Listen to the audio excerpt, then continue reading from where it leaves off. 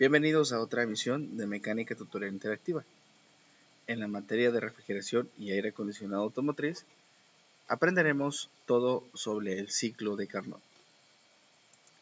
Cuáles fueron sus orígenes, su principio de funcionamiento y sobre todo, cuál es la aplicación y relación que tiene con los sistemas de refrigeración y aire acondicionado.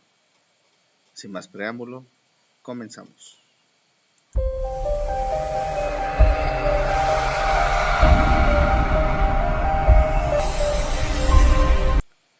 Como todo, la historia y los orígenes son muy importantes para poder comprender el funcionamiento de las cosas. No es muy diferente para el ciclo de Carnot. En el año de 1824, el físico francés Nicolas Léonard-Sadi Carnot, un notable ingeniero de la época, crea el principio termodinámico que hoy lleva su nombre.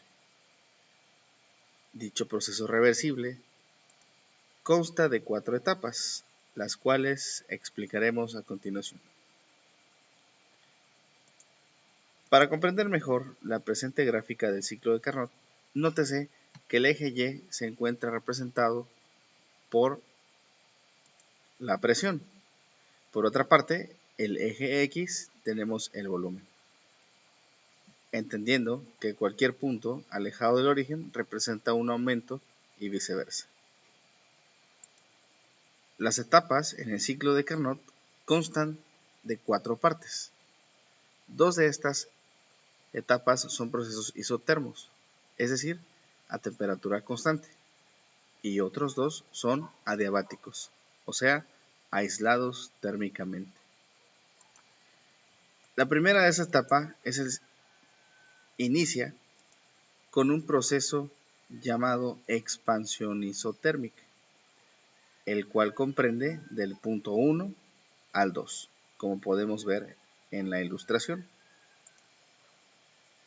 A la izquierda podemos notar una ilustración de un émbolo que básicamente va a ayudarnos a ejemplificar cómo se comporta un ciclo de Carnot en la práctica. Comentábamos bien que en el proceso 1-2, que vamos a llamar expansión isotérmica, este se refiere a la situación en la que el gas está al mínimo volumen de dicho ciclo y a la temperatura de la fuente caliente. Cuando se encuentra en este estado, es transferido el calor al cilindro desde la fuente de temperatura, logrando que el gas se expanda. Cuando esto sucede, la tendencia del gas es la de enfriarse. Sin embargo, puede absorber calor y mantener su temperatura constante.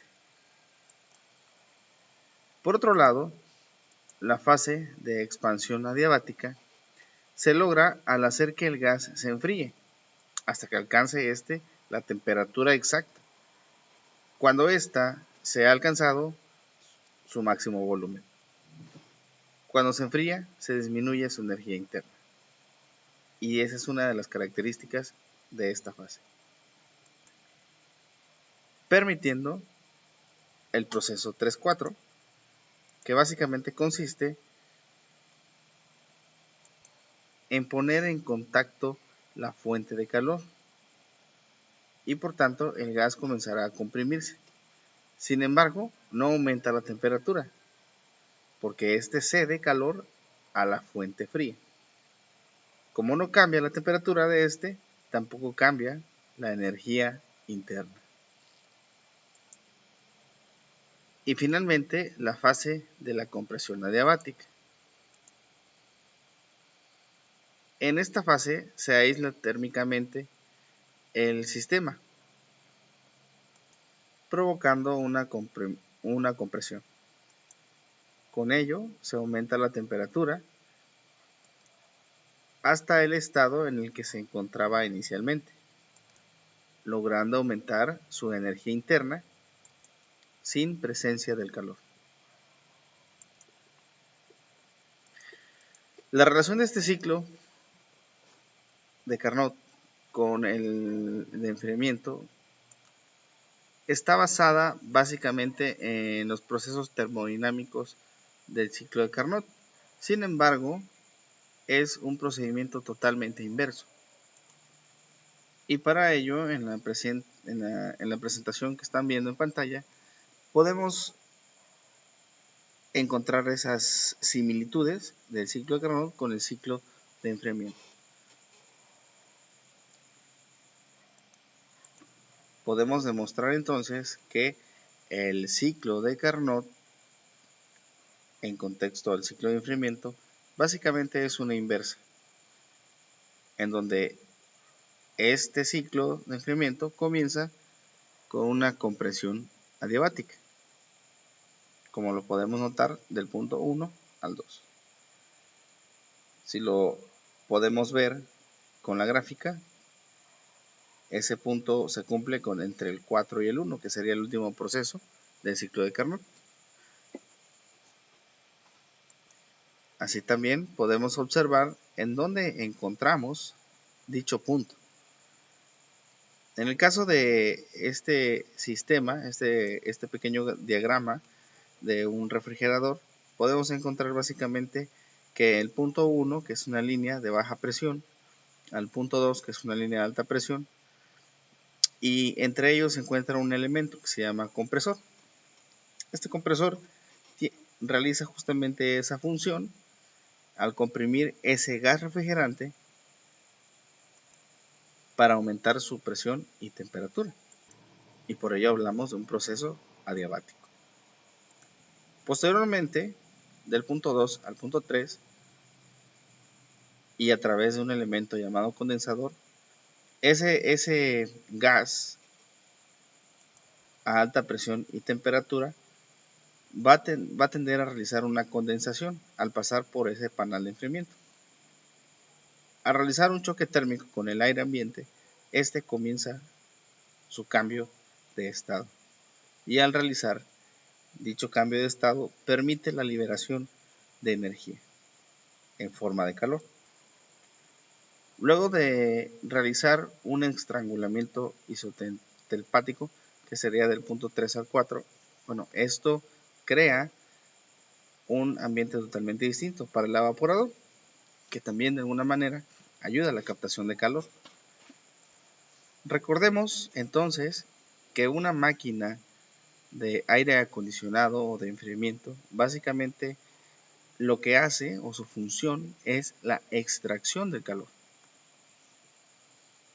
Al bajar la temperatura de un aire específico, de un espacio, produce esa sensación que tenemos de frío. Sin embargo, hay que recordar que el frío como tal no existe. Simplemente, bajo los conceptos termodinámicos, pues tenemos que esa sensación de frío es una reducción de calor. Y eso es lo que ataca justamente un sistema de enfriamiento. Aunque un ciclo de enfriamiento contra un ciclo de Carnot no es totalmente idéntico, sin embargo su gran similitud y básicamente el principio de este ciclo de Carnot ha permitido la evolución de todos estos equipos que hoy conocemos.